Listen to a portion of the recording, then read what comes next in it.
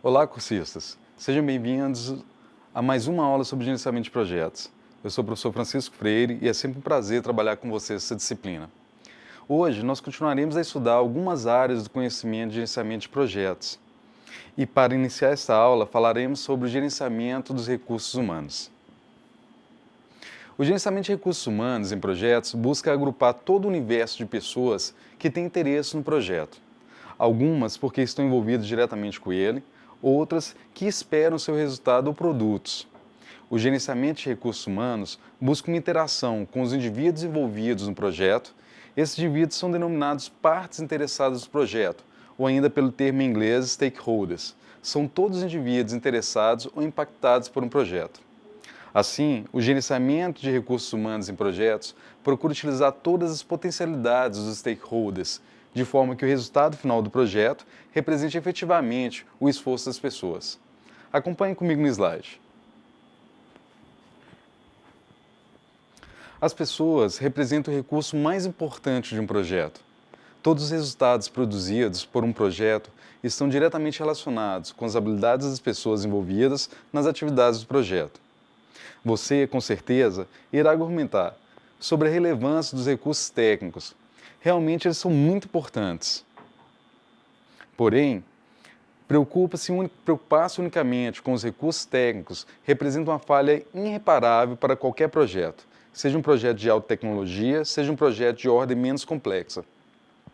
Isso se deve ao fato de que são as pessoas que definem o sucesso ou o fracasso do projeto. Para Vargas, 2005, os tipos de recursos humanos requeridos ao longo das fases do projeto podem ser assim definidos. Na fase de iniciação, são necessárias pessoas empreendedoras, inovadoras e criativas. Na fase de planejamento, a demanda é por pessoas analíticas, planejadoras, técnicas e integradoras. Na fase de execução, existe-se a figura do comandante, do chefe, do gerente e dos controladores. Na última fase, chamada fase de finalização, são necessárias pessoas finalizadoras, facilitadoras e instrutoras. O planejamento da gestão de pessoas no gerenciamento de projetos envolve a identificação e o registro de aptidões e quantidade de pessoas necessárias às atividades do projeto, bem como a definição de atribuições de cada função, as responsabilidades e o vínculo das pessoas com o projeto. Muitas vezes, o quadro de pessoal já é definido na fase inicial do projeto, porém, nada impede que isso seja elaborado ao longo do processo, sendo completado em cada fase. Logicamente, isso deverá estar contemplado no orçamento do projeto, por isso é muito mais fácil a identificação já na fase inicial e seu custo relativo. Se você fizer o recrutamento de pessoas ao longo do processo, deverão ser previstas reservas ao longo do orçamento para esse fim. A gerência de recursos humanos deverá ter conhecimento dessas características, uma vez que o projeto irá trabalhar com pessoas vindas dessa cultura organizacional. O desenvolvimento da equipe do projeto requer uma especial atenção para que os envolvidos priorizem o trabalho em equipe e o progresso profissional. Por se tratar de pessoas, algumas especificidades devem ser consideradas, especialmente no que diz respeito à motivação e busca de resultados.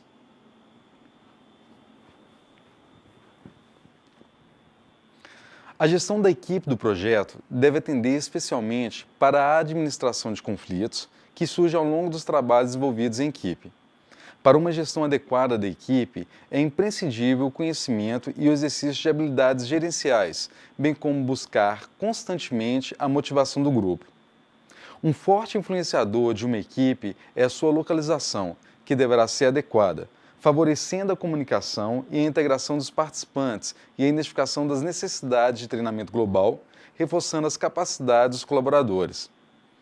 Para a dissolução da equipe, é essencial que o gerenciador tenha habilidades gerenciais.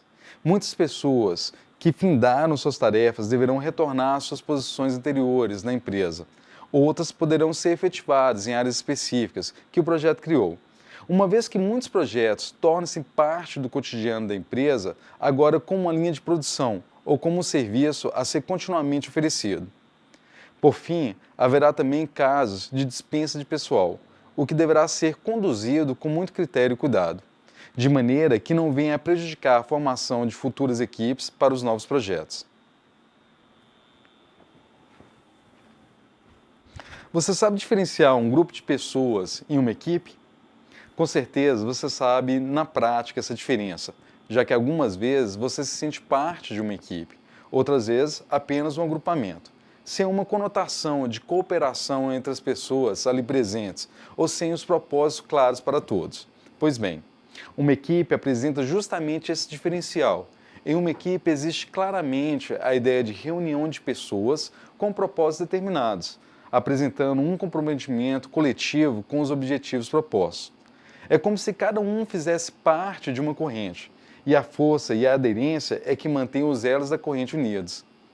Houve uma evolução muito grande na formação de equipes.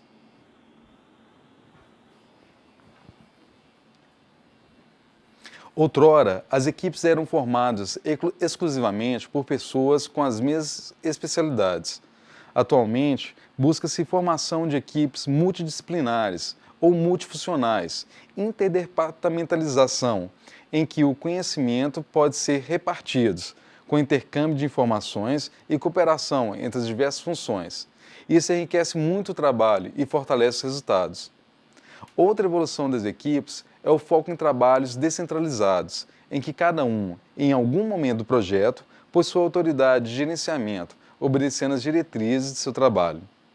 Dessa forma, o gerente geral do projeto atua como um mediador, delegando autoridade e repartindo o poder de decisão entre as várias pessoas envolvidas no projeto. Utiliza-se, inclusive, o conceito de equipes autogerenciais, que nada mais é do que a atribuição de autoridade e responsabilidade para a resolução de determinado problema por parte da equipe na qual está ocorrendo.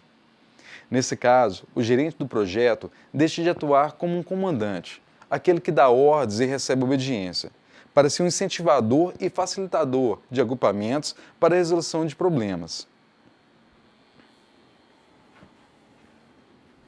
A principal competência do gerente do projeto é conduzir o processo, permitindo que os membros da equipe se integrem para formar o conjunto. Ele deve entender todas as fases do desenvolvimento da equipe, a expectativa inicial, quando da sua informação, a fase em que se manifestam resistências e desistências e é comum a formação de pequenos grupos, com restrição ao entendimento do conjunto.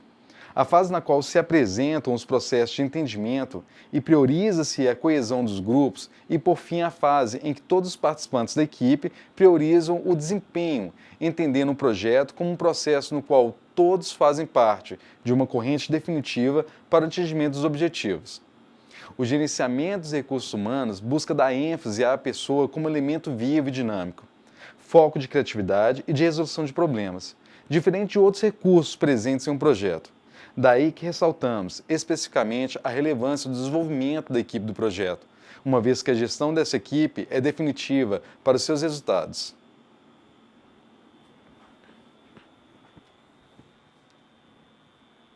A comunicação é, sem dúvida alguma, a base fundamental para que efetivamente exista uma atividade coletiva.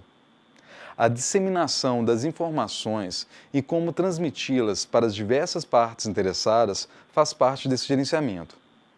Ao observarmos nosso dia a dia, percebemos que constantemente estamos solicitando e repartindo informações. Não há dúvida da importância da comunicação para o desempenho de um trabalho em equipe. Quanto mais você reparte as informações, mais possibilidades e acertos você terá.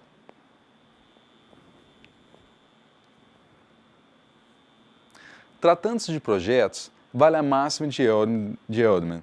Transmitir as informações certas às pessoas certas no momento certo é imprescindível para garantir o sucesso do projeto. Se seguir essa regra, você jamais exagerará em sua forma de se comunicar.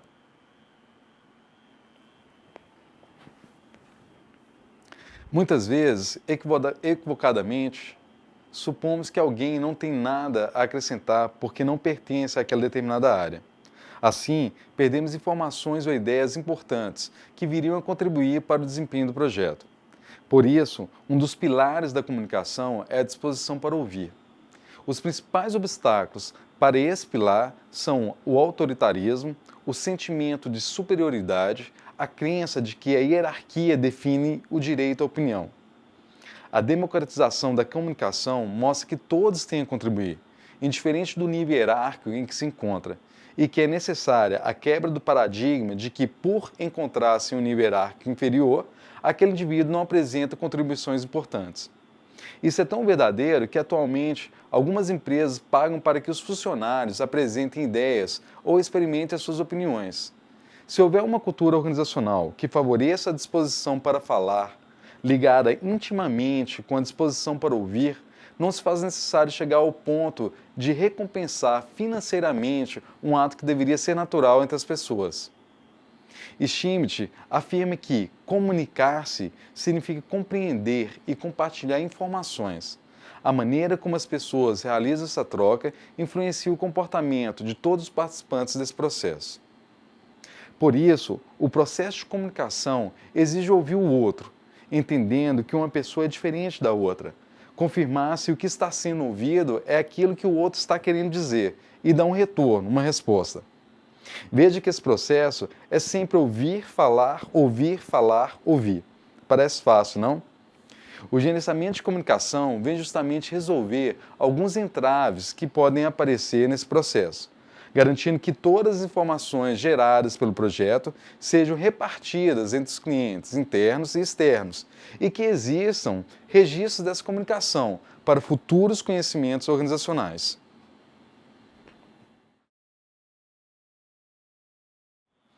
Para Valeriano, 2005, comunicações é um conjunto de técnicas que trata a geração, coleta, armazenamento, recuperação, disseminação e descarte da informação. O autor enumera alguns itens que fazem parte desse processo e os define. Informação é todo conhecimento adquirido por meio da interpretação, exame, ponderação e organização de dados. Dado é um elemento utilizado para a obtenção de informações e que se baseia ou é relativo a algum fato ocorrido. Documento é o nome que se dá a qualquer meio escrito ou impresso que contém informações. Documentação é todo agrupamento organizado de documentos. O gerenciamento de comunicações exige um planejamento, levando em conta a tecnologia das comunicações disponível e necessária para o projeto. É evidente que, atualmente, diversos mecanismos agilizam a comunicação, como os meios eletrônicos, por exemplo. Para o bom uso da tecnologia disponível, deverá ser levado em conta a natureza, complexidade, abrangência geográfica e necessidade de difusão do projeto. A comunicação sempre é feita entre pessoas. Mesmo sendo imprescindível a utilização dos meios eletrônicos, lembre-se que do outro lado da máquina existe uma pessoa que se expressa. A gestão da comunicação requer uma estrutura em que seja possível a coleta de informações. Assim, deve-se criar dispositivos de arquivamento com possibilidade de atualizações e modificações. A partir desse arquivo é que se realiza a disseminação das informações. Para essa disseminação, deve-se escolher as melhores formas de se atingir os interessados. Por isso, é importante analisar e escolher um formato adequado, o nível de detalhamento do conteúdo a ser repartido, bem como a forma de redação que deverá ser inteligível para todas as pessoas que se pretende atingir. Você deve estar certo de que a comunicação para a diretoria deve atender a alguns requisitos diferentes que uma comunicação para a equipe de produção envolvida no projeto. Outro ponto importante é a frequência com que deverá acontecer a disseminação das informações. Veja que estamos falando de comunicação formal do projeto, aquela que está documentada e escrita. Ao longo de todo o processo, você realizará comunicações informais. Não é possível a realização de um projeto somente com a comunicação formal. Porém, não deixe tudo na informalidade. Veja que não existe projeto sem a comunicação formal. Por isso, é importante a existência de um cronograma ou prazos limites para a propagação de cada tipo de informações. Deve-se também criar um método de acesso a essas informações, obedecendo os períodos estabelecidos. Normalmente, são feitas reuniões ou círculos para que os participantes acessem as informações disponíveis. Porém, não basta somente a disseminação das informações. É preciso garantir que o recebedor das informações as tenha compreendido. Mesmo quando utilizamos bancos de dados eletrônicos, softwares, intranet, internet, videoconferência ou outros modelos, há que se permitir possibilidades de feedback. Todos os envolvidos no projeto esperam e necessitam de informações sobre o desempenho. Essas informações têm como objetivo principal colocar todos a par do andamento do projeto e como as atividades e os recursos estão sendo utilizados para atingir os objetivos propostos. As informações sobre o desempenho podem ser feitas de forma individual e de forma coletiva, o que permite que cada indivíduo verifique a importância da sua participação e perceba o quanto ela é definitiva para o grupo. O desempenho do grupo é, logicamente, a junção das competências e desempenhos individuais. Muito mais do que apenas apresentar um relatório de desempenho, o gerente de comunicação deve apresentar um canal aberto de diálogo que permita a identificação de necessidades para aprimoramento e melhoria dos desempenhos, tanto individuais como dos grupos. Novamente aqui, se torna latente a necessidade das habilidades gerenciais em comunicação. Lembre-se da máxima das comunicações: ouvir, falar, ouvir e dar feedback. O feedback consiste em uma ferramenta que permite estabelecer uma relação de troca com o grupo, que comunica comportamentos e atitudes positivas e possibilita, se bem utilizada, redução de distorções na comunicação e crescimento mútuo. A comunicação deve ser abrangente de maneira que todas as partes interessadas recebam relatórios de desempenho que podem ser informativos a respeito das situações do projeto, relatos constatando os progressos e a produção das equipes, e prognósticos apresentando os progressos esperados ou delineamento do futuro. Verifique-se, então, que com o emprego de alguns recursos e métodos de comunicação é possível manter todas as partes interessadas informadas sobre o projeto. Muito mais que apenas uma troca de informação, o gerenciamento das comunicações garante que todas as informações cheguem aos interessados corretamente, no tempo certo e de maneira econômica e segura. O gerenciamento de comunicação mostra sua importância à medida que vem remover algumas barreiras que comumente aparecem durante a operacionalização de um projeto. Essa comunicação envolve todas as partes interessadas no projeto e deve ser registrada para que os conhecimentos adquiridos ao longo de um projeto possam ser utilizados como uma cultura e experiência para novos projetos que virão.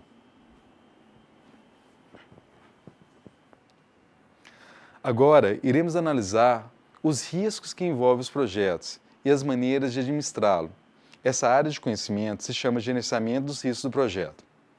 O processo de gerenciar os riscos de um projeto consiste em ter uma visão antecipada dos problemas e elaborar um planejamento, contemplando possíveis respostas frente aos problemas antecipados.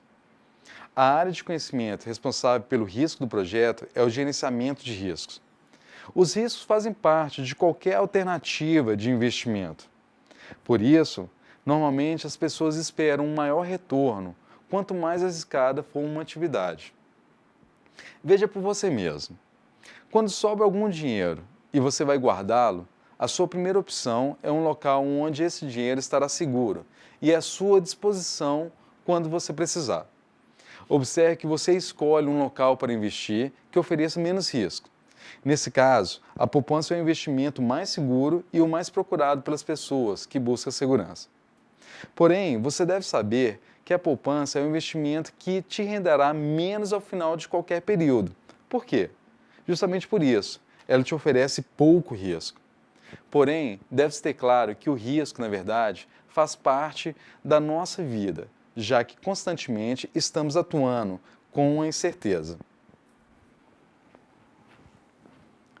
A incerteza, para Boyle e Matias, é caracterizada pelo fato de que não são conhecidos os estados futuros que possam ocorrer ou as suas probabilidades de ocorrência. Esse ambiente incerto pode ser minimizado a partir da coleta de informações que permitam traçar a visão de futuro e planejamento mediante as possibilidades previstas, porém é impossível eliminá-lo. Rodermel afirma que o planejar depende do quanto o envolvido no processo é capaz de refletir e formar um juízo sobre os acontecimentos e, com base nessa capacidade, entender todos os desdobramentos que aqueles eventos podem ocasionar. Daí a importância de envolver mais pessoas, já que as diversas opiniões irão ajudar a apresentar alternativas diante das incertezas previstas.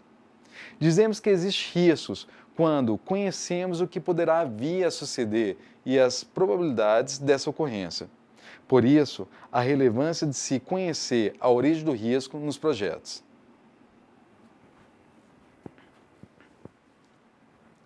A principal fonte de risco nos projetos envolve o volume de informações e o volume de investimento envolvido. Observe que todas as informações e os recursos são projetados, isto é, representam uma previsão diante do que iremos fazer no futuro.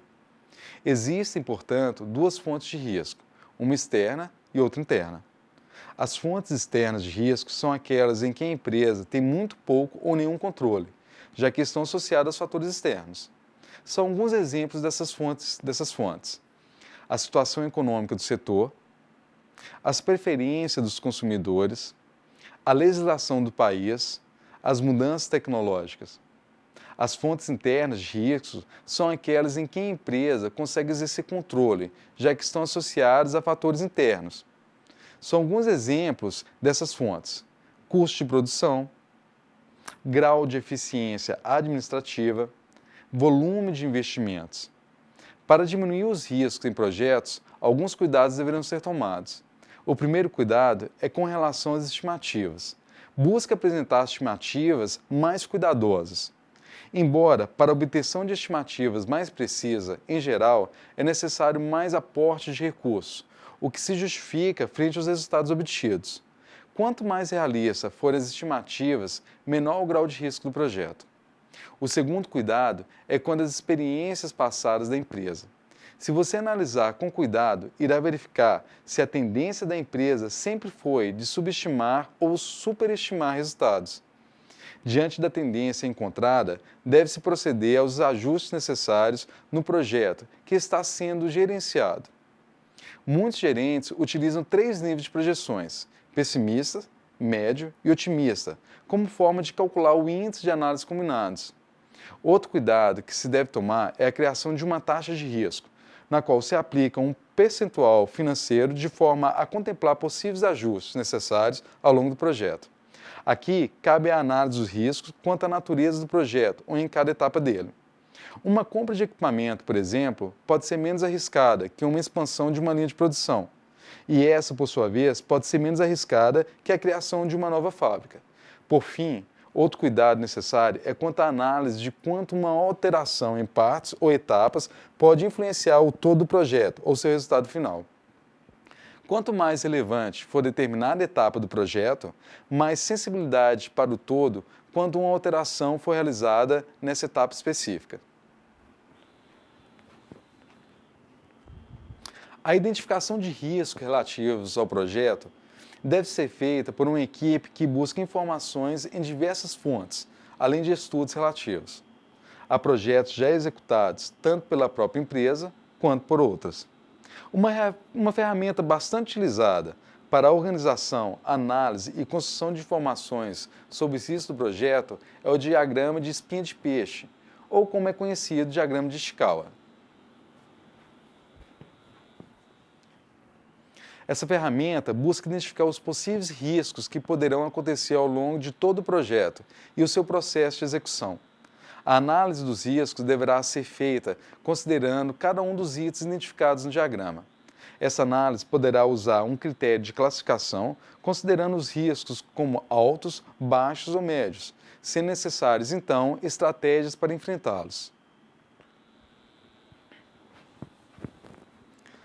As possibilidades de riscos podem ser expressas, segundo Maximiano, como riscos muito prováveis e muito baixos em relação ao impacto, riscos muito prováveis e de alto impacto, riscos poucos prováveis e de baixo impacto, riscos pouco prováveis e de alto impacto.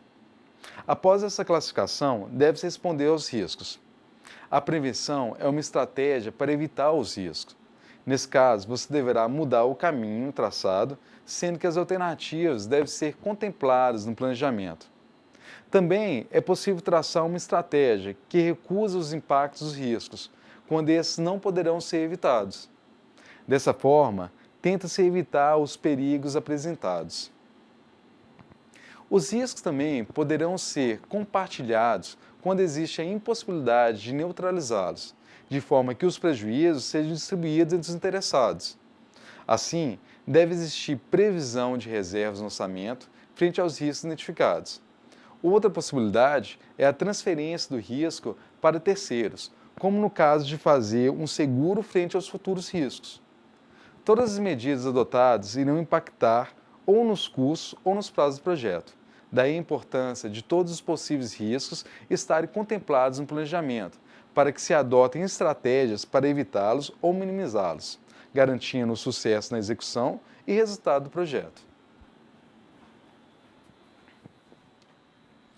O gerenciamento de suprimentos também pode ser chamado de gerenciamento de aquisições, já que trata da obtenção, administração e controle de todos os recursos externos à empresa e necessários ao projeto. A gerência relativa aos suprimentos é também denominada de gerenciamento das aquisições, justamente por ter o objetivo de acompanhar todo elemento externo que fornece algum produto ou serviço para o projeto. As relações entre o projeto e os fornecedores externos devem ser determinadas em documento formal. Muitos recursos para o projeto são obtidos por meio de fornecedores externos à empresa. São comuns as aquisições de equipamentos, softwares, matérias-primas e contratação de serviços de pessoas cuja disponibilidade e capacidade técnica não estejam disponíveis no quadro pessoal da empresa. A gestão desses recursos externos poderá ser feita pelo gerente do projeto ou pelo responsável da etapa em que tais recursos serão utilizados. A primeira etapa do gerenciamento de suprimentos, como em todas as demais etapas de um projeto, é o seu planejamento. Esse planejamento parte do levantamento de todas as necessidades que serão melhor atendidas por fontes externas ao projeto. Além da identificação dessas necessidades, o planejamento deverá oferecer todos os dados concretos a esse respeito, como a quantidade a ser fornecida, a modalidade de fornecimento, onde e em que tempo deverão acontecer as entregas. A contratação desses recursos deve ser feita com base em documentos formais, atendendo à legislação, conforme o caso. Por exemplo, no caso de contratação de mão de obra externa, como prestadora de serviço, deverão ser respeitados todos os procedimentos legais vigentes. Deve-se, portanto, selecionar tipos de contratos adequados a cada recurso contratado. Ao identificar as necessidades de suprimentos externos, faz-se necessário o planejamento das solicitações, que inclui principalmente o preparo da documentação relativa ao processo. Essa documentação depende se a organização for pública ou privada, grande ou pequena. Os critérios deverão estar estabelecidos como forma de selecionar os fornecedores mais adequados a cada tipo de serviço ou produto a ser contratado. Alguns critérios levam em conta o menor preço, outros buscam a confiabilidade do fornecedor, outros ainda priorizam características técnicas, serviços de manutenção ou capacidade de fornecimento posterior ao término do projeto.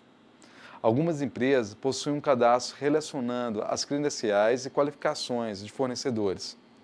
Deve ser sempre levado em conta o valor da contratação, o sigilo, os prazos e as necessidades apontadas no projeto. Comumente, são necessárias reuniões envolvendo fornecedores para esclarecer alguns pontos relevantes do projeto e estreitar relacionamentos. Essas reuniões podem acontecer inclusive antes da seleção dos fornecedores. Tais reuniões ajudam a diminuir dúvidas quanto àqueles fornecedores que realmente apresentam as melhores condições para atender aos critérios estabelecidos para a contratação. Após a avaliação das propostas e a escolha do fornecedor, formalize a seleção com um contrato.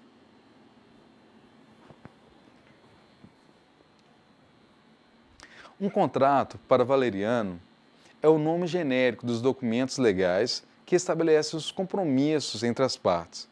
O autor ressalta que o documento contratual engloba diversos documentos, como pedido de compra, ordem de compra, memorandos, subcontratos, convênios, acordos, contratos propriamente ditos, etc. A administração dos contratos é outra etapa importante no gerenciamento de suprimentos. O controle dos contratos é a principal tarefa dessa etapa. Não se trata apenas de verificar a documentação necessária ou a correta elaboração do documento contratual, mas também de acompanhar como tais contratos estão sendo cumpridos e proceder às propostas de alterações quando os termos descritos nos contratos não estão atendendo aos objetivos do projeto. Muitas vezes, uma farta correspondência e troca de informações faz-se necessária entre o fornecedor e os envolvidos no projeto, o que deve ser tratado com bastante cuidado, exigindo sempre um acompanhamento e registro dessas comunicações. Os pagamentos relativos aos contratos compreendem um processo que envolve a aprovação de serviços ou produtos fornecidos, assim como o cumprimento de todas as descrições registradas na documentação contratual.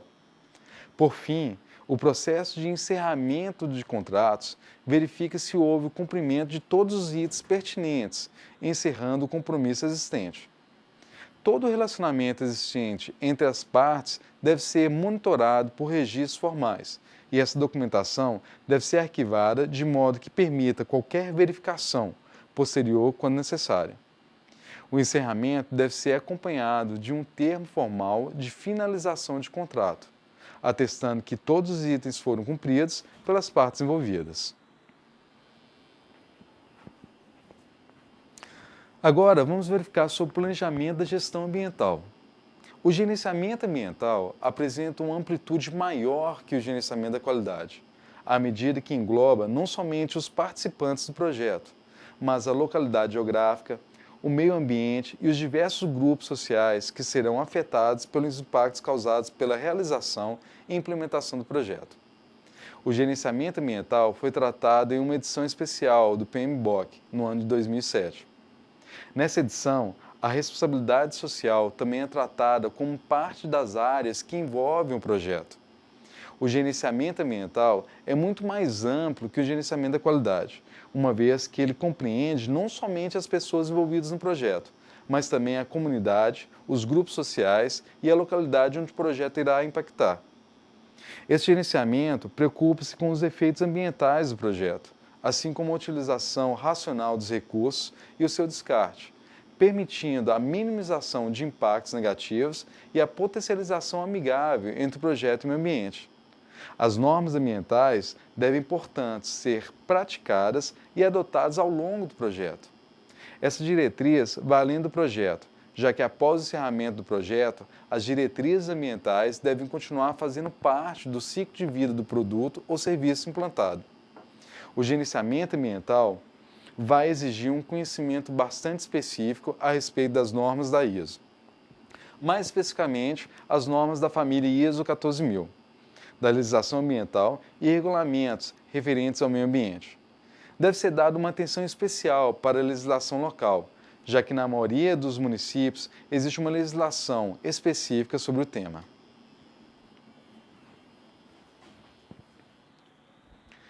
O gerenciamento ambiental, conforme Maximiano, trata da análise dos impactos ambientais e sociais do projeto, do planejamento e execução de atividades e proteção do ambiente e da sociedade e do cumprimento de obrigações legais relativas à sociedade e ao ambiente.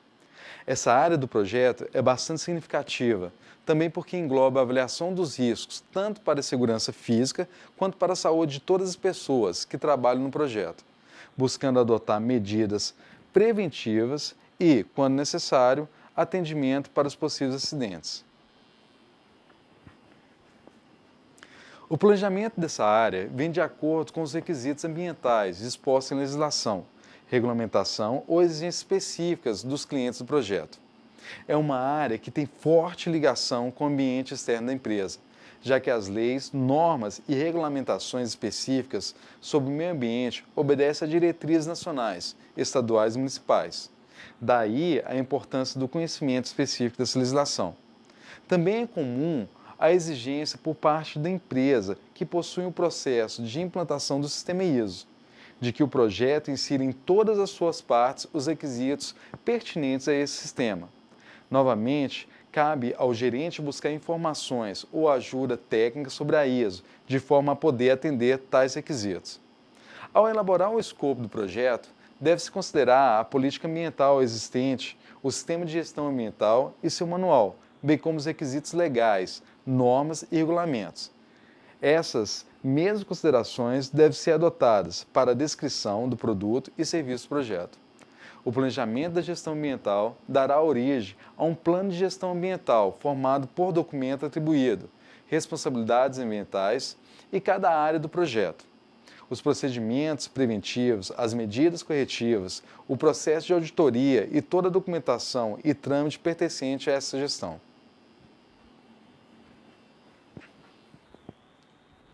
Alguns termos e expressões são bastante utilizados e é importante que o gerente do projeto conheça e faça o correto uso desses termos. Todas as definições aqui adotadas estão baseadas nas normas NBR ISO 14001 e a norma NBR ISO 14004. Meio ambiente para a ISO é definido como circunvizinhança em que uma organização opera, incluindo ar, água, solo, recursos naturais, flora, fauna, seres humanos e suas interrelações. Para a ISO, a circunvizinhança estende-se do interior das instalações para o sistema global. Dessa forma, todas as atividades envolvidas devem considerar o seu aspecto ambiental. Por aspecto ambiental, entende-se qualquer elemento das atividades, produtos ou serviços de uma organização que pode interagir com o meio ambiente. Ora, ao interagir com o meio ambiente, os elementos das atividades irão necessariamente causar um impacto ambiental. Impacto ambiental é entendido como qualquer modificação do meio ambiente, adversa ou benéfica, que resulte em todo ou em parte de atividades, produtos e serviços de uma organização. Por objetivo ambiental, entende-se o propósito ambiental global decorrente da política ambiental, que uma organização se propõe a atingir, sendo quantificado sempre que exequível. Já a meta ambiental apresenta um requisito ambiental detalhado, quantificado sempre que exequível, aplicável à organização ou a partes dela, resultante de objetivos ambientais, e que necessita ser estabelecido e atendido para que tais objetivos sejam atingidos. Justamente, as metas devem ser possíveis de alcançar e estão vinculadas aos objetivos traçados.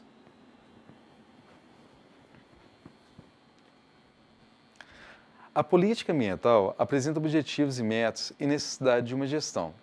A gestão ambiental é definida pela ISO como a parte de um sistema de gestão global que inclui estrutura organizacional, atividade de planejamento, responsabilidades, práticas, procedimentos, processos e recursos para desenvolver, implementar, atingir, analisar, criticamente e manter a política ambiental. Por isso, um gerenciamento ambiental. Essa política oferece objetivos e metas. Atendendo a essa política ambiental, realiza-se o planejamento, o que compreende requisitos ambientais, requisitos legais e programas para o atingimento dos objetivos e metas ambientais. A implementação e operação é feita com base na criação de uma estrutura, definindo funções e responsabilidades, fornecendo recursos tanto para a implementação quanto para o controle do sistema ambiental. Também fazem parte da realização e operacionalização os treinamentos, a comunicação, o controle de documentos, a existência de ações preventivas e o atendimento a emergências. Por fim, deve existir um sistema de monitoramento e medição de forma que possam ser aplicadas as ações corretivas e preventivas quando necessária. O gerenciamento ambiental é bastante amplo e necessita complementação de conhecimentos técnicos muito importantes. Por isso, buscar conhecimentos específicos dessa área é uma maneira de destacar-se profissionalmente. Aprofundar-se nesse assunto por leituras técnicas e cursos complementares. Pessoal, por hoje ficamos aqui. Até a próxima e um grande abraço.